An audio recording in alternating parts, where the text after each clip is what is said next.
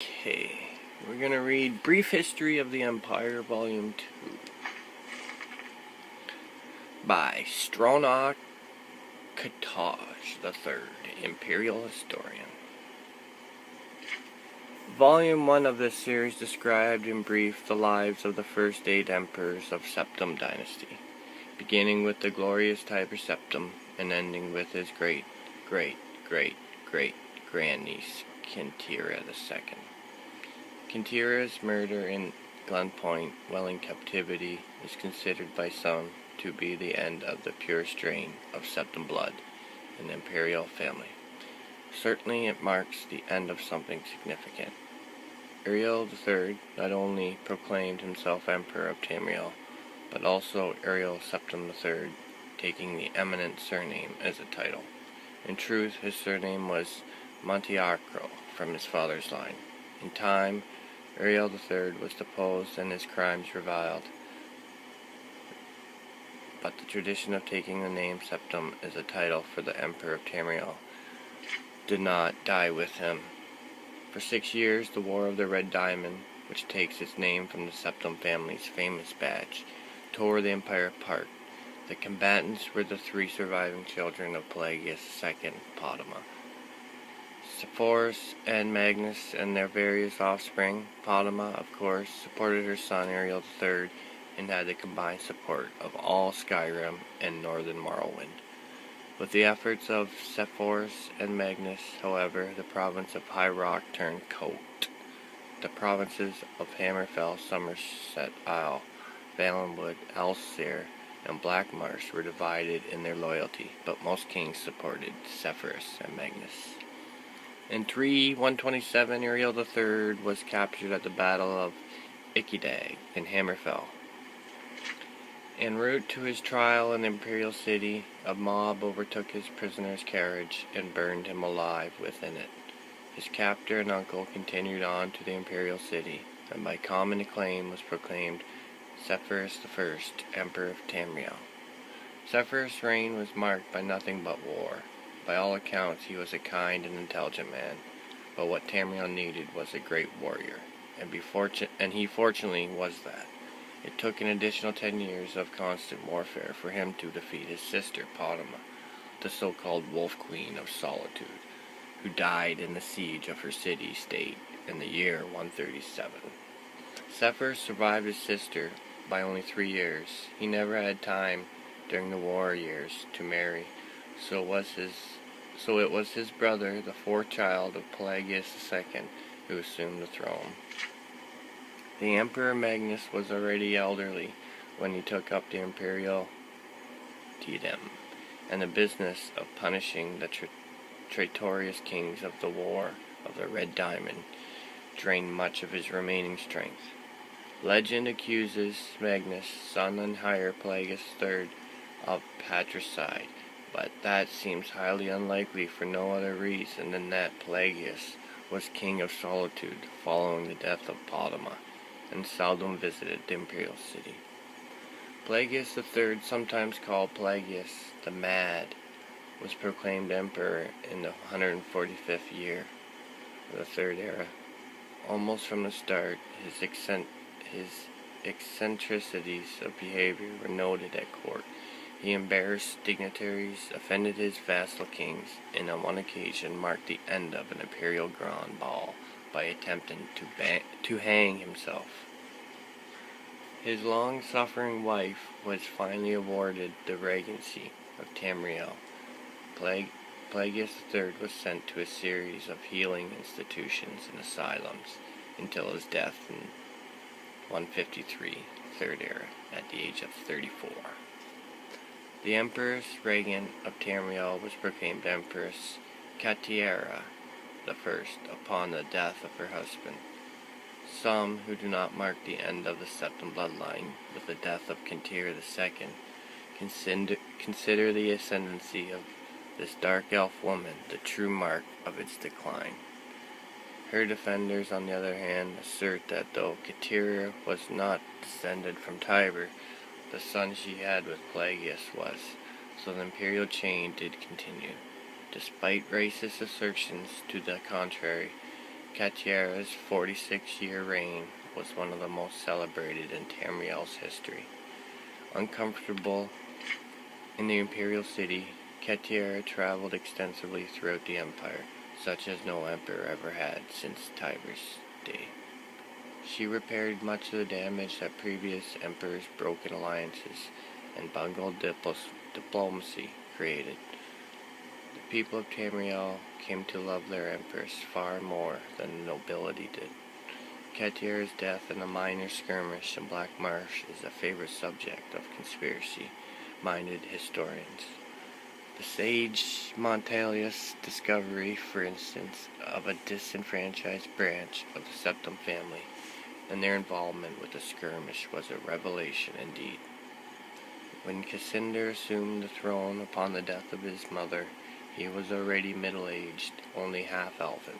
He aged like a Breton. In fact, he had left the rule of Wayrest to his half-brother, Uriel, due to poor health. Nevertheless, as the only true blood relation of Pelagius and his Tiber, he was pressed into accepting the throne.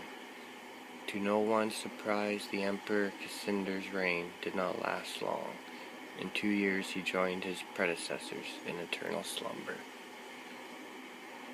Uriel Laureate, Cassander's half-brother and the child of Katyera I, and her imperial consort, Gallavere Laureate, after the death of Pelagius III, left the kingdom of Wayrest to reign as Uriel IV. Legally, Uriel IV was a septim. Cassander had adopted him into the royal family when he had become king of Wayrest. Nevertheless, to the council and the people of Tamriel, he was a bastard child of Katyera. Uriel did not possess the dynamism of his mother, and his long 43-year reign was a hotbed of sedition. Uriel IV's story is told in the 3rd volume of this series. Well,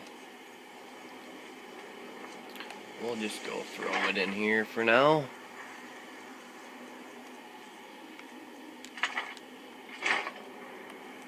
Alright, let's continue on. We'll actually get a couple hours sleep.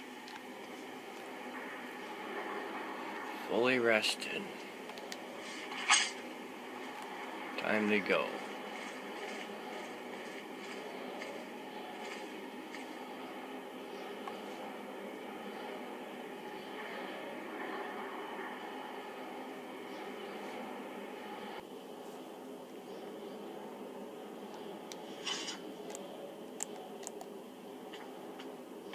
What have we got here?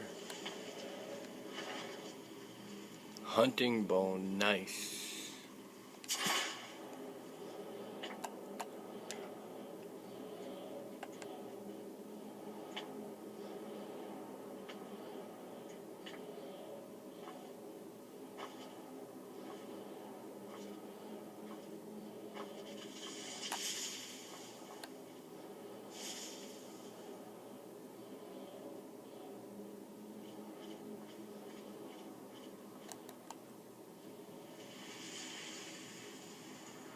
I need a torch.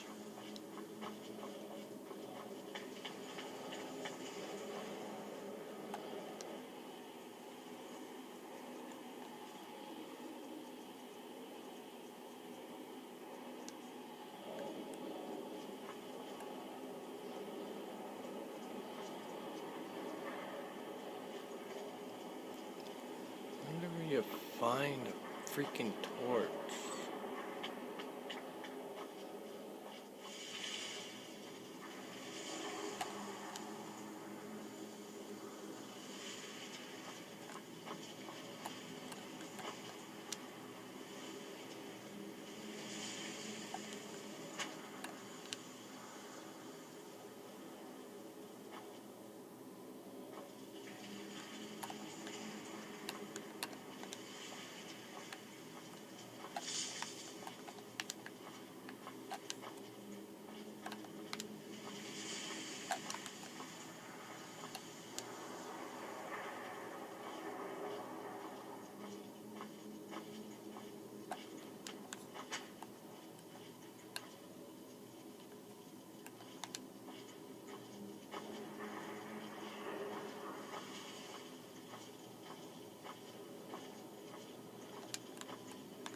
Oh no.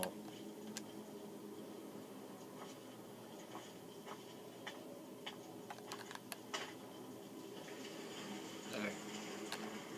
She's sleeping.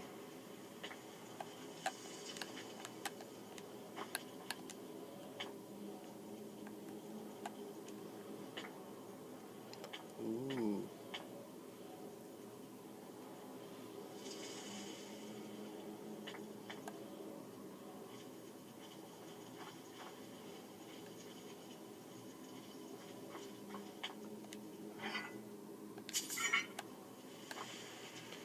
Alright, I'm gonna need a torch.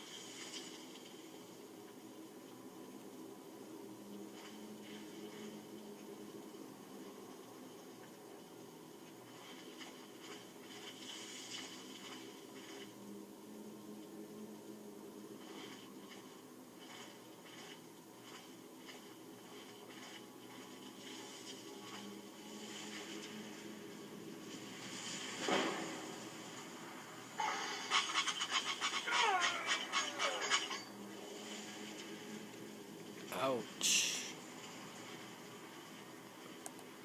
Well, at least he let me know what's gonna happen.